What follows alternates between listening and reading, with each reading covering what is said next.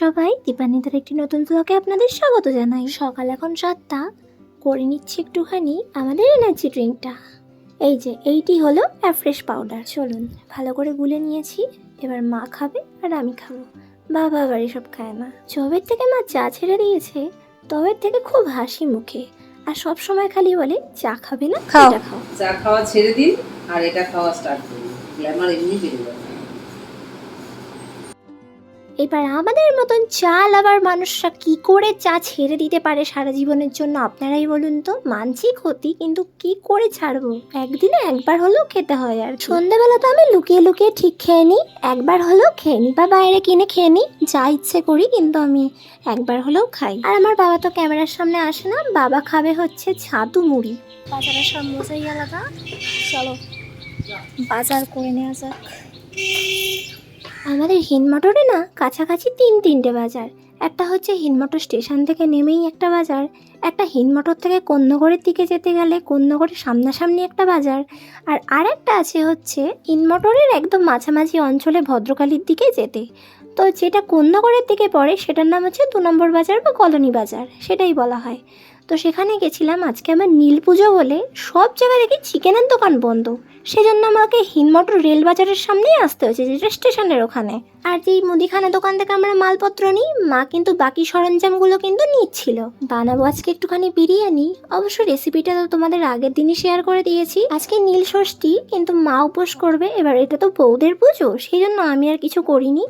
আমার মা বলছিল যে তুই যা পারবি এনে খেয়ে নে, আমি একদমই রান্নাবান্নার দিকে যাব না এবং কিছু ছোবও না। সেজন্য আমি আর আমার বাবার জন্য রান্নাটা করে রাখছি। আর মা উপোস ভঙ্গ করে বিকেলবেলা ফল সাবু এগুলো সব খাবে। আবার সন্ধ্যাবেলার দিকে একটু আতপ চালের সেদ্ধ ভাত আর একটু ঘি খাবে বললো। ঠিক আছে, সেটা আমি করে দেবো পরে। তোমাদের সঙ্গে কখনোই কোনো মিথ্যে কথা শেয়ার করে আমার কোনো লাভ নেই, সেই জন্য সব কিছু অনেস্ট আমি রিভিউ দেবো। তো আমার ভিডিও দেখে যারা যারা রেসিপি ভিডিও করো, সবটাই আমি পারফেক্টলি দেখাই। তবে এই বিরিয়ানি রেসিপির ক্ষেত্রে আমার থেকে আরও যারা অনেক বিরিয়ানি বানাতে একটু বিশেষজ্ঞ বা এক্সপার্ট বা আরও ভালো এক্সপিরিয়েন্স আছে বা ভালো দোকান যারা আছে, তাদের থেকে আরও আপনারা পরামর্শ নিতে পারেন। বিরিয়ানি বানাতে কিন্তু একটা খুব সহজ ব্যাপার নয়। লাগে কিন্তু 35 রকম মশলা, যেটা কিন্তু বিরিয়ানি মশলা আসল। আর আমরা কি হাতের সামনে যেটুকু পাই সেটুকু দিয়েই করে দিই। এই যে আমরা রেডিমেড কেনা একটা বিরিয়ানি মশলা কিনে আনি আর সেটা দিয়েই ঘরে কোনো রকমে করি, তবে আসলে কিন্তু সেইভাবে করতে নেই। যেই 35 রকম বিরিয়ানি, মানে বিরিয়ানিতে যেই 35 রকম গোটা মশলা গুঁড়ো করে যে অরিজিনাল মশলাটা বানানো হয়, সেটার রেসিপি আমি একদিন অবশ্যই তোমাদের সঙ্গে শেয়ার করব। তবে আমাদের মধ্যবিত্ত বাড়ি, মানে আমাদের মধ্যবিত্ত ঘরে এরকম যে সব সময় সব রকম মশলা থাকবে তার তো কোনো মানে নেই, এবং 35 রকম গোটা মশলা তো কম নয়, এদিকে ওদিকে গিয়ে খুঁজে আনাও একটা ব্যাপার আছে। যাই হোক, তোমাদের সঙ্গে আমি ভালো করে শেয়ার করব। আর এই যে রেসিপিটা তোমাদের দেখিয়েছি, এটা আপনি বাড়িতে খাওয়ার জন্য বা গেস্ট এসছে তাদের জন্য যথেষ্ট ঠিক আছে। তবে আমি এইটুকু বলতে পারি যে একদম প্রপার যে দাদা বৌদিতে যেরকম দেয় আর কি, বা খুব মানে দোকানে যেরকম একটা স্পাইসনেস আছে আর কি, সেরকম টাইপের এটা হবে না। এটা ঘরোয়া এবং সাধারণের মধ্যে যথেষ্ট সুন্দর এবং হালকা ফুলকা, যেটা খেলে কিন্তু গ্যাস অম্বল হবে না। আর বাড়ির বানানো প্রত্যেকটা রান্নাই তো একটু করে কিন্তু সাধারণ টাইপেরই হয়, খুব একটা রিচ হয় না। বাইরের খাবারে অনেকটা বেশি ক্ষতি হয়, একই তেলে বারংবার রান্না, এবং কীরকম বাসনপত্রে করছে, কী কী দিচ্ছে সেটা তো আমরা দেখতে চাই না, এবং অনেক ক্ষতিকারক জিনিস দেয় আর কি। যাই হোক, বিরিয়ানি তো হয়ে গেছে। দুপুরে একটা বাজতে না বাজতেই আমি কিন্তু খেতে দাঁড়িয়ে পড়েছি। এত আমার এক্সাইটমেন্ট হচ্ছে যে আমি ঘরে নিয়ে চলে এসেছি, দিয়ে জানলার মধ্যে দাঁড়িয়ে দাঁড়িয়ে খাচ্ছি। চিকেনটা না খুব সফট হয়েছিল, মানে ধরলেই খুলে আসছিল। ভীষণ সুন্দর হয়েছিল বিরিয়ানিটা খেতে। তো আমার মা কিন্তু অফিস থেকে চলে এসছে, এখন বাজে দুপুর 3টে। এখন কিন্তু ঘরের ঠাকুরকে একটু স্নান করিয়ে নিচ্ছে, কারণ ঘরের ঠাকুরটা দিয়ে দেন যাবে আমার মা আমাদের পাড়ার ঠাকুরকে পুজো দিতে।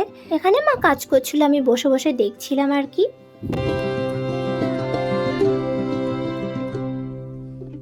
চলুন, মা বেরিয়ে পড়েছে মন্দিরটা যাওয়ার উদ্দেশ্যে। এটা আমাদের পাড়ারই মন্দির, একটা জাগ্রত দুর্গা মন্দির। এখানে খুব বড় করে প্রতিষ্ঠিতভাবে কিন্তু প্রত্যেক বছর দুর্গা পুজো হয়।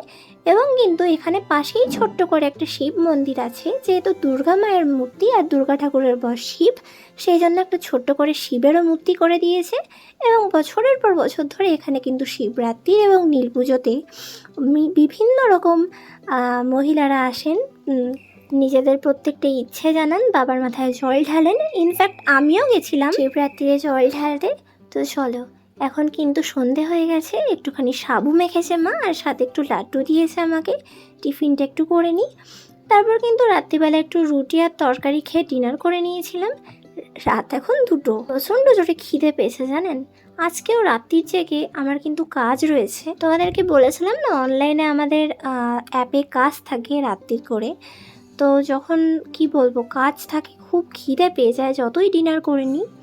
যাই হোক, এইভাবেই চলছে। যখন রাত জাগি তখন দিনের বেলা ঘুমিয়ে পুষিয়ে নিই, এবং যখন দিনে জাগি রাত্রির বেলা ঘুমিয়ে পুষিয়ে নিই। কারণ ইনকামটা তো করতে হবে, তাই না? স্বাবলম্বী তো আমাদের হতেই হবে। তাতে আমাদের দিন রাত জেগে অক্লান্ত পরিশ্রম করতে হোক না। কয়েকদিন ধরে ডে শিডিউলটা বন্ধ, সকালে উঠে উঠে যে খবর করতে যাওয়া সেটা বন্ধ। আর সেটা বন্ধ বলেই রাত্রিবেলা আমাদের অনলাইনে কিছু কাজ দিয়ে দিয়েছে। স্যান্ডউইচের রেসিপিটা আমি আর একটা ভিডিওতে মানে কি কি দিয়েছি, এক্স্যাক্টলি কি কি দিলাম সেগুলো কিন্তু বলে আমি একটা ভিডিও পোস্ট করে দেবো। তোমরা দেখে নিও যে কি কি দিলাম। করে নিয়েছিলাম একটু দুধ চা, প্রচণ্ড পরিমাণে খেতে ইচ্ছে করছিল। প্রায় 2 দিন আমি দুধ চা খাইনি। আজকে তো দুধ চাটা করে মানে কি বলবো, আর তার সঙ্গে জুসি স্যান্ডউইচ। চলো, ভোর এখন 4টে, একটু শুই। ভিডিওটা তাহলে এখানেই শেষ করলাম। টাটা।